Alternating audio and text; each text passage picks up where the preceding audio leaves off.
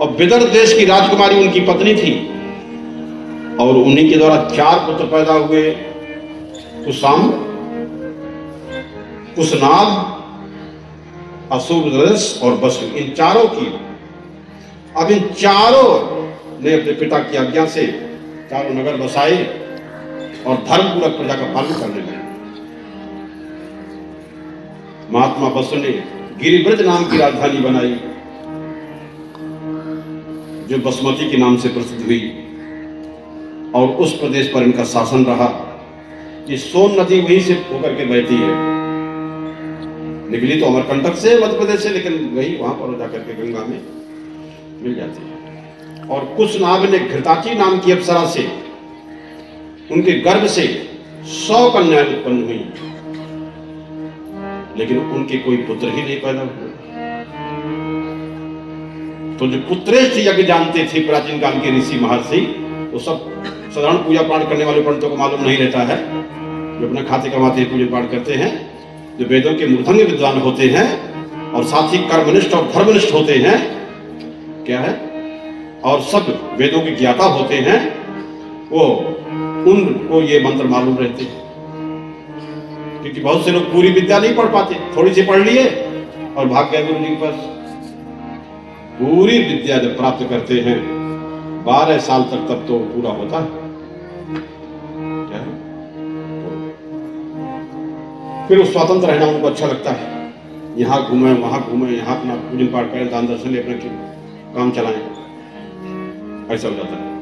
लेकिन इस सब कामना से मुक्त होकर के जो गुरुकुल आश्रम पर विद्याओं को जो प्राप्त करता है, वही सब विद्याओं से पूर्ण होता है। तो उत्पुत्रेष्ठ यज्ञ हो गया, तो वहां गाध नाम का एक पुत्र पैदा हुआ। ऋषि विश्वामित्र अपनी वंशावली बता रहे हैं। वही धर्मात्मा यशस्वी राम जी, गाध मेरे पिता थे, मैं कुश वंश में जन्म लेने के कारण मैं कौशिक कहलाता हूं। विश्वामित्र ने अपनी बड़ी बहन सत्यवती, क्या है, कौशिकी से अपने स्नेह के संबंध की सारी बात सुना दिया। बड़ी बहन कौन थी? सत्यवती।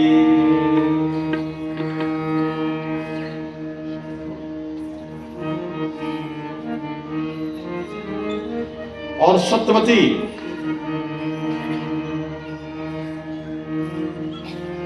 इसलिए विश्वामित्र और परशुराम को बताया गया है, संबंधी बताए गए हैं, सभी दूसरे संबंधी। राम लक्ष्मण से कहा कि देखो बहुत समय व्यतीत हो गया है, शयन कर जाओ, विश्राम कर लो। और राम लक्ष्मण सो गए। प्रातः काल हो गया, पवित्र नदी की जलधारा में स्नान करते हैं। ऋषि विश्वामित्र जगा रहे हैं कि राम जगो, और वहां पर मध्याह्न हो गया। सबने बढ़िया गंगा में स्नान किया, पितरों का तर्पण किया। प्राचीन काल की परंपरा से जब किसी पवित्र नदियों में जाते हैं तो अपने पूर्वजों को, अपने पितरों को तर्पण करने की परंपरा है। चाहे जब जाओ, चाहे जो जाए, सबको अपने पितरों के तर्पण करने का अधिकार है। ना भी मंत्र आए तो जल देकर के उनको स्मरण करते हैं कि हम आप पितर देवता आपको जल देते हैं। वो जहां भी है वहीं जल पा करके संतुष्ट रहते हैं, खुश होते हैं कि हमारे परिवार में कोई तो ऐसा हुआ है कि हमारे पितरों का तर्पण कर रहा है, यज्ञ यज्ञ कर रहा है, धर्म कार्य कर रहा है, तो पितर देवता प्रसन्न होते हैं। और जहां पितरों की पूजा नहीं होती है वंश परंपरा के अनुसार, वहां घर में कहीं आग लगने लगती है, कहीं उपद्रव होने लगते हैं। जहां पितरों का अपमान होता है, अपनी परंपरा का अपमान होता है, अपनी परंपरा की कुल देवता का जहां पूजन नहीं होता है, जहां नारियों का सत्कार सम्मान नहीं होता है, वहां आगे चलकर के परिवार में कई प्रकार के दोष पैदा हो जाते हैं। और दोष माने दुख देने वाली चीजें, ये ध्यान रखना। तो इसलिए अग्निहोत्र किया। प्राचीन काल में अग्निहोत्र भी करना होता था, क्या है, और गंगा की उत्पत्ति के बारे में प्रश्न किया राम जी ने, तो गंगा जी के बारे में बताया। गंगा की तो बहुत प्रसिद्ध है और बताते कि राजा हिमांचल की यहां उनकी पत्नी मैना के गर्भ से गंगा जी जन्म लेती हैं और देवता लोग त्रिभुवन के हित की दृष्टि से गंगा जी ग्रहण करते हैं। देवता लोग त्रिभुवन मान तीनों लोकों के हित के लिए, तीनों लोकों में रहने वाले जितने मनुष्य हैं कोई भी गंगा में स्नान कर सकता है। गंगा सभी की चीज है। क्या है? और ये गंगा कैसे त्रिपथा हो गई, त्रिपथगा हो गई। अयोध्या नरेश सगर के यहां 60,000 पुत्र जन्म लेते हैं। महाराज सगर यज्ञ कर रहे हैं और देवराज इंद्र उनका घोड़ा चुरा करके, अपहरण करके और कपिल मुनि के आश्रम में जाकर के बांध आते हैं।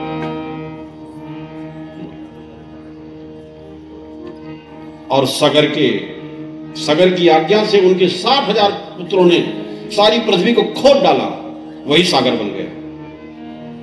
ध्यान रखना, ये पृथ्वी को विदीर्ण कर दिया, वही सागर हो गया। कपिल के आश्रम में घोड़े को बंधा हुआ देखा सगर के पुत्रों ने, तो कपिल मुनि पर आक्रमण कर दिया। बोले चोर चोर चोर, यही चोर है। और चोर तो था नहीं, आक्रमण कर दिया। लेकिन कपिल भगवान ने जैसे आंख खोला तैसे वो 60,000 जितने थे सगर के पुत्र सब भस्म हो जाते। सगर के पुत्र अंशुमान कपिल देव को प्रसन्न करने के लिए, गंगा जी के माध्यम से उद्धार करने के लिए और फिर पुनः अपने चाचाओं के उद्धार का वरदान प्राप्त करते हैं। और जब कपिल मुनि के आश्रम पर गए और प्रार्थना किया, तब उन्होंने कह दिया कि तुम्हारे चाचाओं का उद्धार तो गंगा जी के द्वारा होगी। और उन्होंने खूब प्रयास किया, अंशुमान ने प्रयास किया, फिर भगीरथ, और उसके बाद बहुत से राजाओं ने प्रयास किया। फिर तीसरी पीढ़ी में राजा भगीरथ के जमाने पर वो गंगा पृथ्वी पर आ सके। पिता कोई संकल्प कर ले तो पूरा ना हो सके तो बच्चे करें, बच्चे से तो फिर आगे उसके बच्चे करें, ये परंपरा होती है। एक गृहस्थ आश्रम में पीढ़ी दर पीढ़ी परंपरा चलती है। अपने धर्म की परंपरा का त्याग नहीं करना चाहिए। सोचिए जिग्रही जो मोह बस, करय कर्म पथ त्याग। वह गृहस्थ सोचनी है जो मोह के वशीभूत होकर के अपने कर्तव्य और धर्म की उपेक्षा कर देता है, वो सोचनी हो जाता है। सोचनी माने अंत में लोग सोचते हैं कि भाई ये दुख, इतना दुख क्यों इसको आ गया। तो ये सब राजा अंशुमान, फिर दिलीप और भगीरथ, 3 पीढ़ियों के अधिक प्रयास के बाद गंगा जी इस धरती पर आ गए। असल में गंगा जी की कथा मनुष्य के पौरुष की कथा है। यदि मनुष्य अपने कर्तव्य कर्म को मनोयोग से करता रहे तो हमारे शास्त्र कहते हैं एक न दिन उसको सफलता मिलती है। अगर तुमको सफलता नहीं मिली तुम्हारे बच्चे को मिलेगी, उसको नहीं और आगे मिलेगी, लेकिन लगे रहना वो सफलता तुम्हारी। जरा ध्यान रखना, कई पीढ़ी में सफलता मिले लेकिन है तुम्हारी हो, तुम उस परंपरा से जुड़े हो ना, वो तुम ही तो हो। और क्या? आत्मा वे जायते, पिता अपनी आत्मा को ही तो उत्पन्न करता है। अगर एक दिन सफलता नहीं मिलती तो घबराए नहीं, लगा रहे निश्चय पूर्वक, तो सफलता मिलती है। सफलता साधनों में नहीं होती, सफलता तो व्यक्ति के उत्साह में होती है। जब कोई नर नारी किसी प्रकार से उत्साह पूर्वक अपने कार्य में लगा रहता है तो उसे सफलता मिलनी ही है, कोई रोक नहीं सकता है। और उत्साह से जब तक कोई काम में नहीं लगेगा तब तक उसे कोई सफलता देने वाला नहीं। उत्साह से लग गए, मालूम है, जो उत्साह से लग जाएगा उसी की सरकार बन जाती है। वो तो भोगने में लगे हैं, उनको तो निश्चय कि हम तो है ही और हम ही रहेंगे, वो भूल ही जाते हैं। और यहाँ के लोगों को उत्साह आ गया, क्या उत्साह आ गया तो जीत गए। जहां उत्साह होगा वहीं सफलता मिलेगी, ध्यान रखना है। सफलता का निवास वही है। क्रिया सिद्धि सत्वे भवति महताम नोपकरणे। महान पुरुषों के कार्य की सिद्धि साधनों में नहीं, उनके संकल्प में है, उनके उत्साह में है। मनुष्य को कभी उदास नहीं होना, मनुष्य को कभी निराश नहीं होना, मनुष्य को कभी हताश नहीं होना और घबराना नहीं कि हमारे द्वारा ये नहीं होगा। नहीं है तो पात्रता प्राप्त करो और आगे बढ़ो। मनुष्य ही तो सब प्राप्त करता है।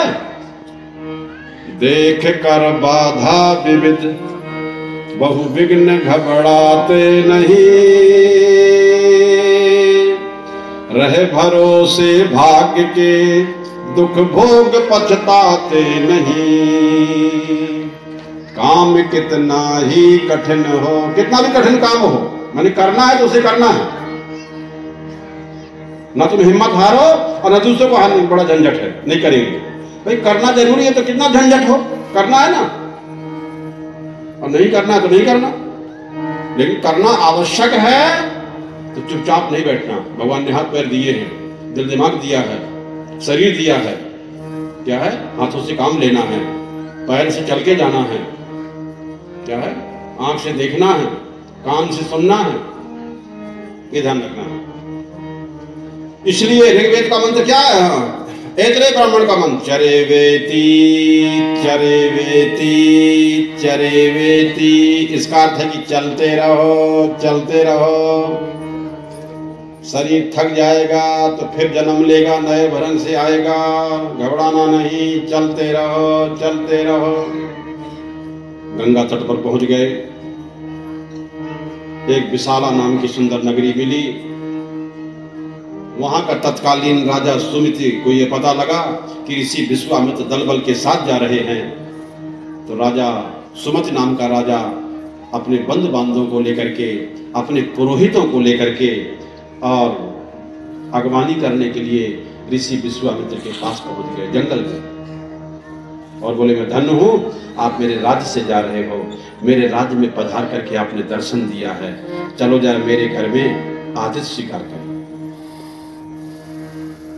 नियम था कि प्राचीन काल में ऋषि महर्षि ब्रह्मचारी बिना आमंत्रण के किसी घरों में नहीं जाते, उनकी एक मर्यादा होती है। क्या है? लोग प्रार्थना करेंगे, उनके अनुकूल तो तैयारी रखेंगे और प्रार्थना पर जाना चाहिए। जहां कोई प्रार्थना कर रहा है, कोई चाहना है तो वहां जाना चाहिए। तो इसलिए बुद्धिमान राजा की दृष्टि जब राम लक्ष्मण पड़ी तो बहुत प्रसन्न हो गए और पूछ रहे हैं कि उत्तम, ये दोनों उत्तम से उत्तम आयुध को लिए हैं, माने धनुष बाण को लिए हुए हैं, और इस दुर्गम वन में ये क्यों आए? ऋषि विश्वामित्र से पूछ रहे हैं कि आपके साथ कौन है और दुर्गम वन में अस्त्र शस्त्र लेकर कैसे आए, धनुष बाण को लेकर के। ऋषि विश्वामित्र ने राजा सुमत को राम लक्ष्मण का परिचय दिया और कहा यज्ञ की रक्षा के लिए मैं इनके पिता से मांग करके अयोध्या से लेकर के आया हूँ। अयोध्या के महाराज दशरथ के पुत्र है राम लक्ष्मण, और इन्हीं के द्वारा मेरे यज्ञ की रक्षा हुई है।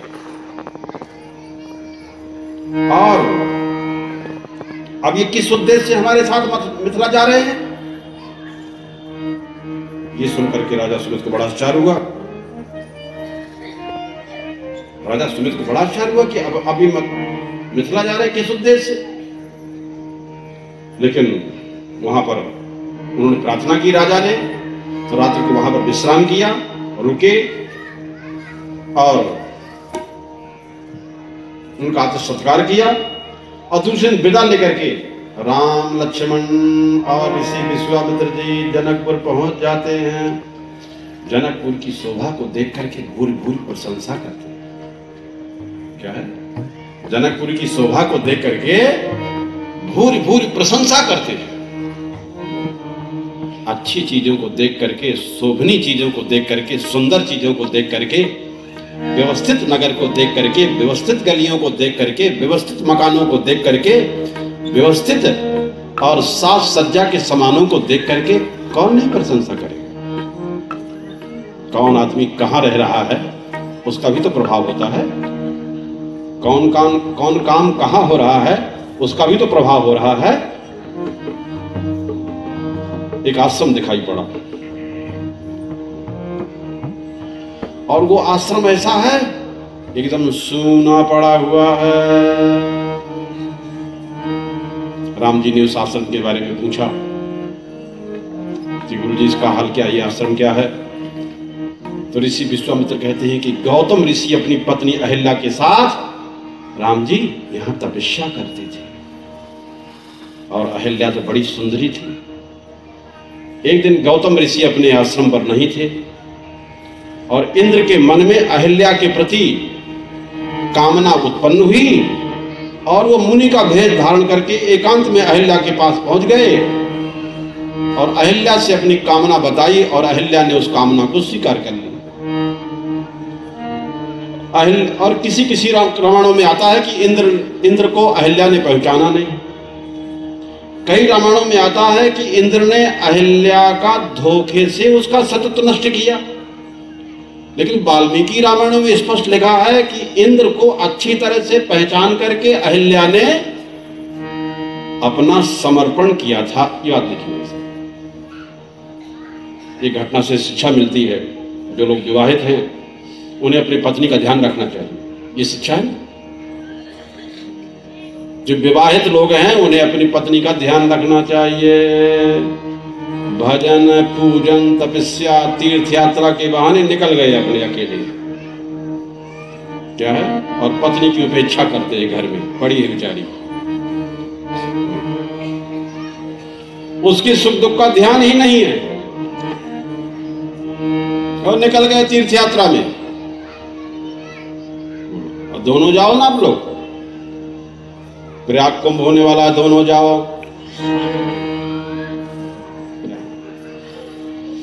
अच्छा नहीं, अगर दोनों जा रहे तो समूह में सब लोग मिलके जाओ एक साथ, क्या है, कभी वो जाए कभी वो जाए, लेकिन मिलके जाओ आपस में। लेकिन साथ में जाए तो और अच्छा है, एक साथ पूरी परिवार के लोग, सबका स्नान, सबका दान और सबका सत्संग, सबका मन बराबर बना रहे। तो इसी प्रकार से जहां सुख दुख का ध्यान नहीं रहता, जहां पति लोग अपने पत्नी के क्या सुख दुख है, क्या तकलीफ है, ये ध्यान नहीं रहते, तो हमारे शास्त्र कहते हैं वहां भ्रष्ट होने की संभावना बनी रहती। अब संयोग की बात देखो कि इंद्र जैसे ही निकल रहे थे अंदर से, तो गौतम ऋषि उस समय पर आ गए और गौतम ऋषि की दिव्य दृष्टि से कुछ छिपा नहीं रहा, तो गुस्से में आकर के उन्होंने श्राप दे दिया और अहिल्या को श्राप देते हुए कहा कि तू समस्त प्राणियों से अदृश्य होकर के इस आश्रम में निवास करेगा। समस्त प्राणियों से अदृश्य होकर के, क्या है, अदृश्य होकर के, समस्त प्राणियों से अदृश्य होकर तू निवास करेगा। माने न किसी से बोलना, न चालना, किसी से संबंध खत्म। और मैं भी जा रहा हूं तीर्थ यात्रा के लिए, लेकिन तुम घबराना नहीं। तुम जब यहां सब प्राणियों से अदृश्य होकर के तपस्या करोगी और तुम्हारा तप पूरा हो जाएगा, तो राम तुम्हें स्वयं पवित्र करने के लिए आएंगे। और राम जब तुम्हारे इस आश्रम में आ जाएंगे तो मैं भी घूम करके आ जाऊंगा और फिर मैं तुम्हें को अपना लूंगा। और ऐसे ही हुआ। अहिल्या शब्द का अर्थ होता है दिन में दिखाई ना पड़े।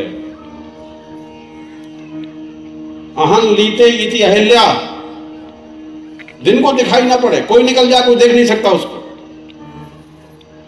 गौतम ऋषि के श्राप के अनुसार यह अहिल्या तमो रूपा, अंधकार रूपा होकर निवास करने लगी, एकांत में पत्थर की तरह उपेक्षित होकर के, शिला की तरह। अरे जब पति पत्नी से बात नहीं करेगी तो, और वो एक दूसरे बात तो पत्थर तो हो गया क्या? उसके लिए तो पत्थर ही हो जाता है, शिला हो जाता है। जब कोई किसी से मतलब नहीं रखता तो उसके लिए वो पत्थर हो जाता है, शिला हो जाता है। वो एक शिला बन गई, शिला में बैठे बैठे शिला बन गई। न कोई उसको देख सकता था, न किसी देख सकती थी, न कोई वहां जा सकती थी। शिला के ऊपर बैठे बैठे एकदम पत्थर हो गई थी। अब विश्वामित्र के साथ आज राम का पदार्पण हुआ। राम के स्पर्श मात्र के द्वारा अहिल्या का उद्धार हो गया। भगवान का यह अनुग्रह, भगवान का यह अनुग्रह है कि भगवान पुण्यात्माओं का कल्याण करते हैं तो भगवान पापियों का भी उद्धार करते हैं। यह भगवान का अनुग्रह है, यह भगवान की कृपा है। जिसको वर्षा, भगवान की कृपा की वर्षा सुसाधन पर भी होती है। जो अच्छे साधन अपनाए भाई, उस पर तो भगवान कृपा होनी चाहिए, लेकिन जो निसाधन है उस पर भी भगवान कृपा होती है, और जो कुसाधन है उस पर भगवान कृपा होती है। कुसाधन माने कुब्जा, जो कंस का से भगवान ने उस पर भी कृपा किया, फिर वो कंस का से छोड़ करके भगवान का आश्रय लेती है। कुसाधन पर भी भगवान ने कृपा कर दी। और सुसाधन माने जो सुंदर शासन करने वाले हैं, साधन करने वाले हैं, जब ध्यान पूजन कर रहे हैं, मंत्र जपन कर रहे हैं, क्या है, भगवान का ध्यान लगा रहे हैं, अच्छे रास्ते पे चल रहे हैं, भगवान उनका भी कल्याण करते हैं। और जो इस प्रकार से, और निसाधन माने जो बिल्कुल निसाधन है, अहिल्या बैठी है निसाधन ही, तब यशोदा मैया बैठी है निसाधन, कोई साधन नहीं करेगी भगवान आ जाओ, पर निसाधन की यहां भी भगवान पहुंच करके उसका उद्धार करते हैं। ये भगवान की कृपा है, भगवान का अनुग्रह। भगवान तो सुसाधन, कुसाधन और निसाधन सब पर भगवान की कृपा होती है। भगवान पहचान पहचान करके ऋषि मुनियों पर, साधन संपन्न लोगों पर भगवान कृपा नहीं करते, पहचान पहचान करके अजामिल पर ही भगवान कृपा करते हैं, कुब्जा पर भगवान कृपा करते हैं, अहिल्या जैसी निसाधन पर भी भगवान कृपा करते हैं। तो इसी प्रकार से एक आश्रम दिखाई पड़ा, रामायण में लिखा गया है, आश्रम एक दीप मन माही, आश्रम एक दीप मन माही,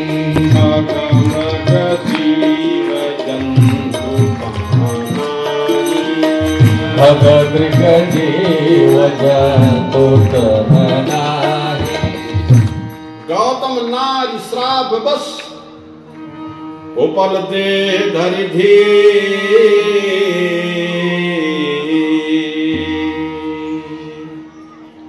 सब जी कहते हैं राम चरण कमल रज चाहता,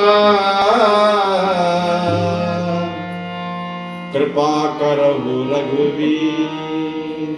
राम इस पर भी कृपा करना है। राम जिस रास्ते पर जा रहे हैं और कृपा न करें तो उनका चलना निष्फल हो जाएगा ना। महाजनो एन गता सपंथः, महापुरुष जिस रास्ते पर चलते हैं और कृपा करते हुए न चलें, अपवित्रों को पावन करते हुए न चलें, निसाधन को भी मिलते हैं, सुसाधन को भी मिलते हैं और कुसाधन को भी मिलते हैं। भगवान जिस पर चाहे उस पर कृपा कर सकते हैं, क्योंकि वो सर्वतंत्र स्वातंत्र है। कृपा करने में भगवान स्वातंत्र हैं। अति हरि कृपा जाहि पर होती, अति हरि कृपा जाहि पर होती, अति हरि कृपा जाहि पर होती, अति हरि कृपा जाहि पर होती। भगवान सब पर कृपा करते हैं। अजामिल जीवन भर पापाचार में लिप्त रहा, ब्राह्मण कुल में उत्पन्न होकर के पापाचार में लय हो गया। पहले सदाचारी पंडित ब्राह्मण था, संध्या गायत्री सब करता था, लेकिन अंत में पापाचारी होने से पुण्यात्मा पने का अभिमान सब गायब हो गया था। भगवान ने उस पर कृपा किया कि इसका मनुष्य का जीवन और अच्छे कुल में जन्म लेना बेकार निकल जाएगा। तो भगवान ने कृपा कर दिया। मृत्यु के समय अपने पुत्र नारायण को पुकार रहा है, भगवान को नहीं पुकार रहा। और महात्मा उसके घर में गए और उसकी पत्नी से कहा कि तुम्हारे बच्चा होने वाला है, तुमने तुम्हारे यहाँ भोजन किया है, तो तुम अपने बच्चे का नाम नारायण रख लेना, उसी नारायण से ही तुम्हारा सबका उद्धार हो जाएगा। और ऐसे हुआ। अजामिल के 10 पुत्र थे। क्या है? अजामिल का 10वां जो पुत्र था वो सबसे छोटा नारायण था। पर भगवान ने पक्षपात करके भी उसका उद्धार कर दिया कि हमको पुकारा है।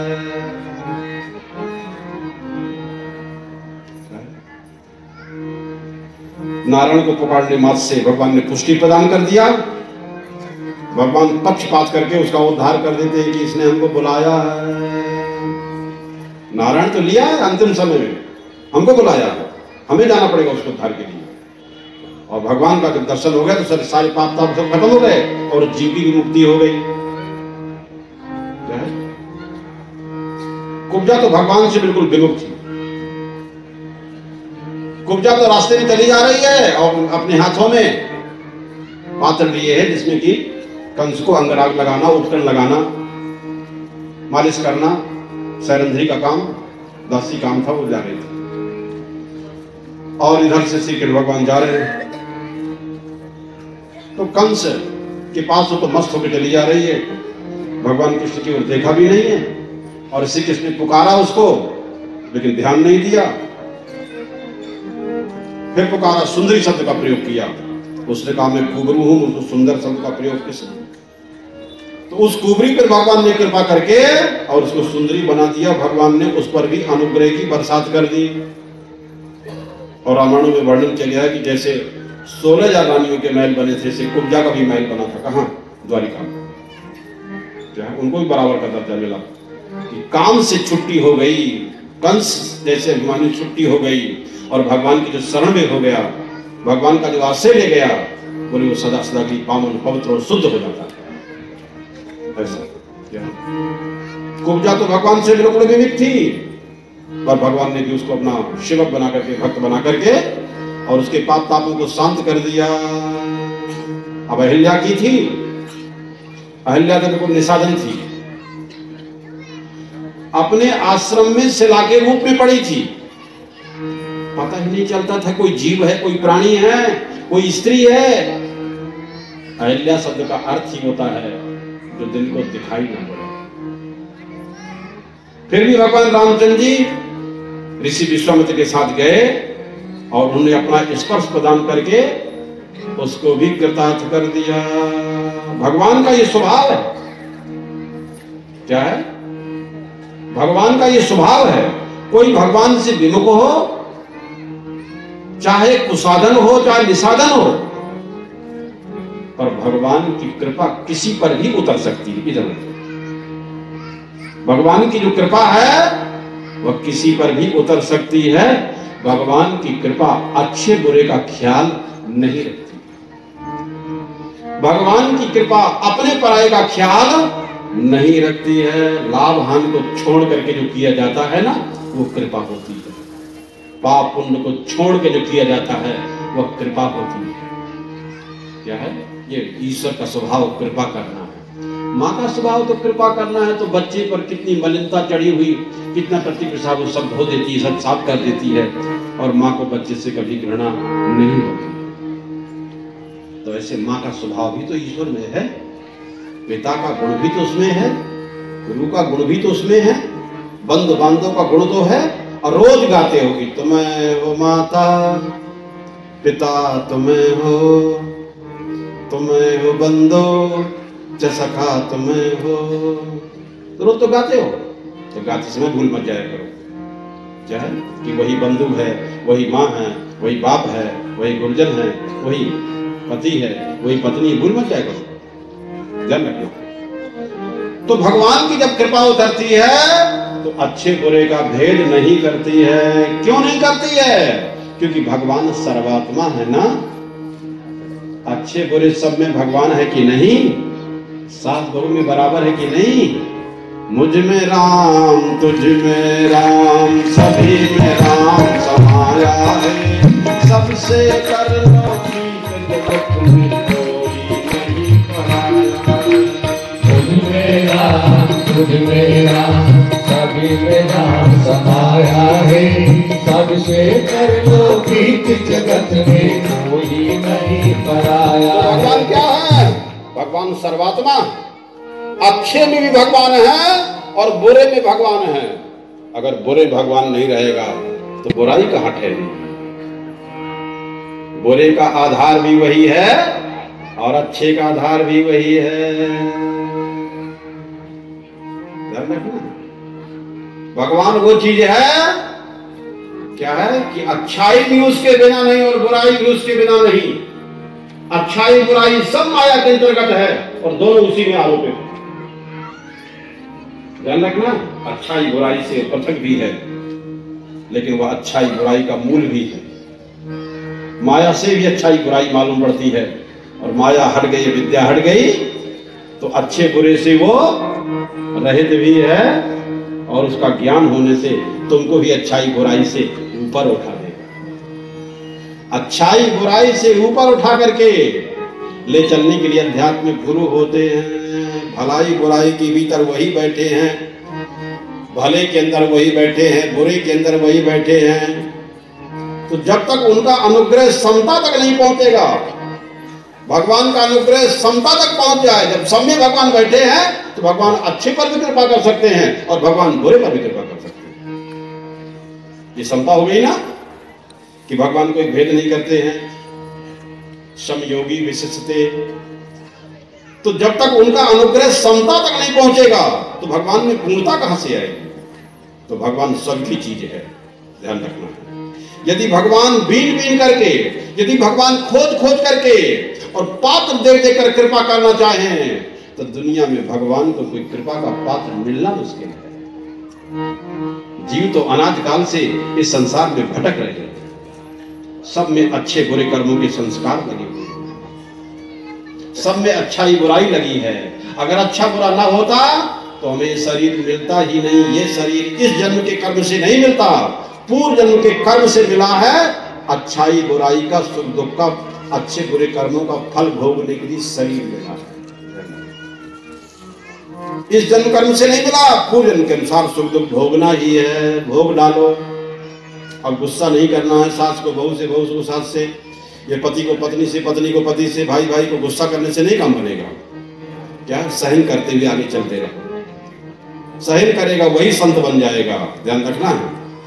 तो अच्छे बुरे कर्मों का संस्कार लगा हुआ है,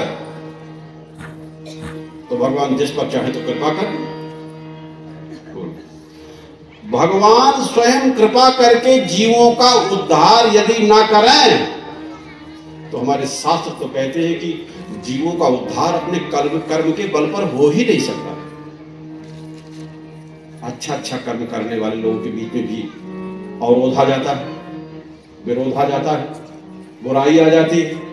अच्छे लोगों के मन में बुराई आती है, क्योंकि पुराने संस्कार भरे रहते हैं ना, पता नहीं कब जागृत हो जाए। तो निसाधन को भी भगवान का स्पर्श प्राप्त हुआ। अहिल्या जो निसाधन थी, भगवान का स्पर्श प्राप्त हो गया और भगवान उसका भी उद्धार कर देते हैं। और उसी समय पर गौतम ऋषि, क्या है, गौतम ऋषि ने जब श्राप दिया था ना, तो उद्धार का उपाय भी बता दिया था। जरा ये भी ध्यान रखना। क्या है, किसी को सब न्यायालय सजा देता है कि 20 साल या आजीवन कारावास, तो कहता कि भाई उसके बाद 5 साल की सजा, तो छूटने का उपाय बताता है इतने साल के बाद। और बता दिया कि राम जी यहाँ पर आएंगे, उनके स्पर्श से तुम्हारा उद्धार हो जाएगा। और ऐसा बता करके ऋषि जी चले गए थे। अंत में जैसे विश्वामित्र राम लक्ष्मण को लेकर के आए और राम के स्पर्श मात्र के द्वारा अहिल्या का उद्धार हो गया। उसी समय और स्वयं कह रहे हैं, विश्वामित्र स्वयं कहते हैं, राम जी को विश्वामित्र जी लेकर के आए उसी रास्ते पर, और राम जी को विश्वामित्र स्वयं कह रहे हैं कि तुम इस देव रूपणी महाभागा अहिल्या का उद्धार करो राम।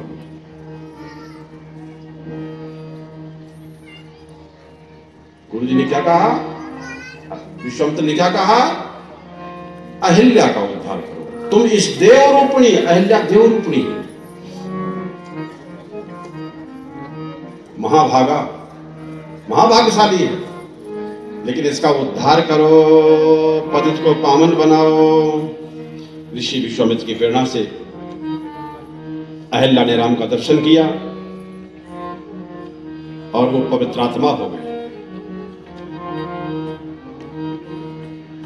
दर्शन से अघ जान मज्जन किए अनेक फला, दर्शन से अघ जान। पवित्र चीजों का, पवित्र लोगों को दर्शन करने का नेत्र से उसका भी प्रभाव होता है। नेत्र से मन का संबंध है, मन से पापुंड का संबंध है, अंतःकरण का संबंध है, इसलिए नेत्र से देखने का भी असर पड़ता है और कान से बैठ करके सुनने का भी असर पड़ता है। ये सुनना बेकार नहीं। अरे एक गाली घर में कोई दे दे तो बेकार नहीं होती है। कोई गाली दे दे तुमको, ये तुम किसी को दे दो तो बेकार नहीं जाती है, उसका भी प्रभाव पड़ता है सामने वाले पर। और यहां बैठोगे तो 3 घंटा राम कथा सुनोगे तो बेकार जाएगी वो। क्या कोई उसका फल नहीं होगा? फल क्यों नहीं होगा?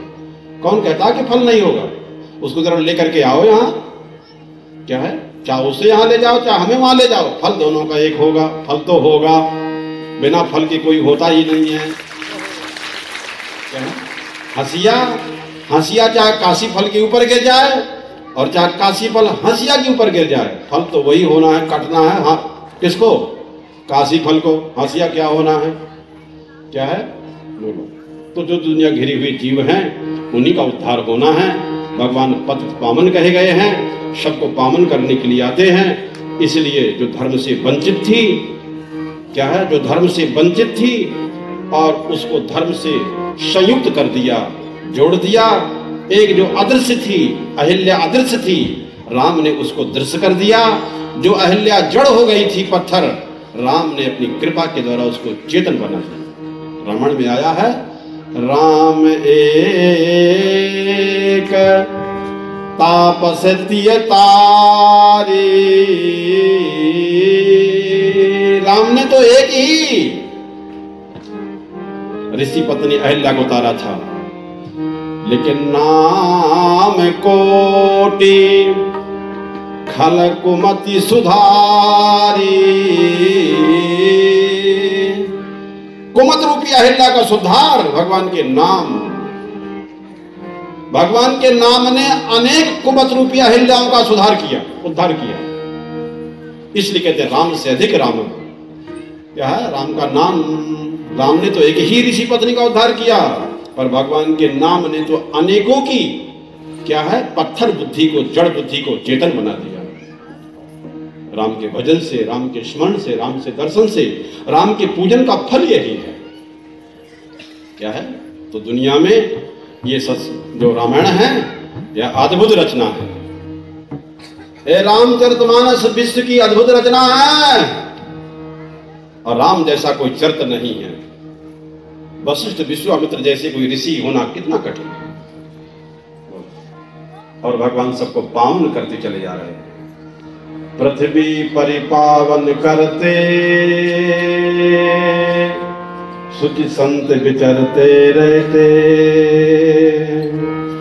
जगनंदन वंशा करते, जीवों में जीवन भरते। जीवों में चेतना जागृत करते हैं। जड़ बुद्धि को, क्या है, जड़ जो बुद्धि, मनुष्य की बुद्धि जो जड़ हो जाती है ना, वही पत्थर है, उसको महापुरुष चेतन बनाते हैं।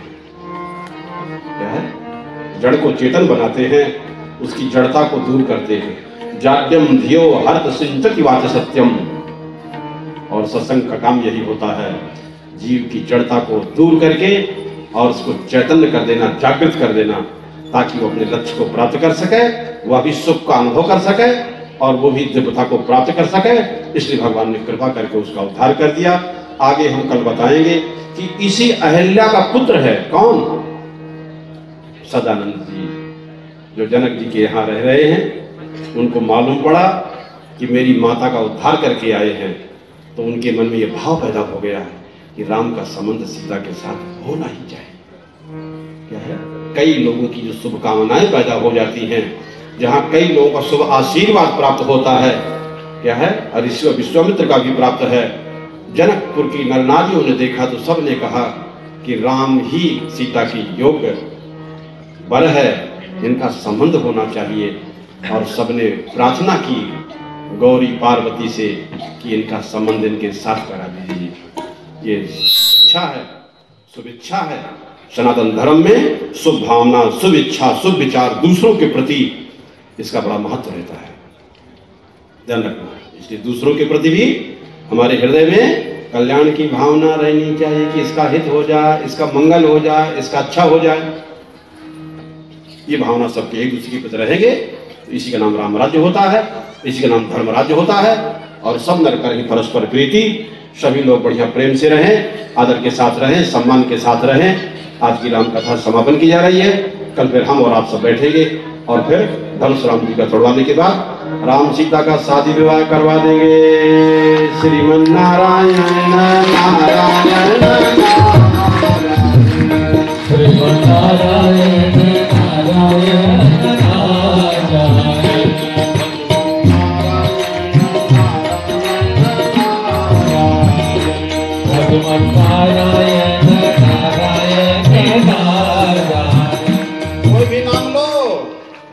हमारा कोई विरोध नहीं है, क्योंकि हमको मालूम पड़ता है कि अनेकों नामों के पीछे और तत्व एक है।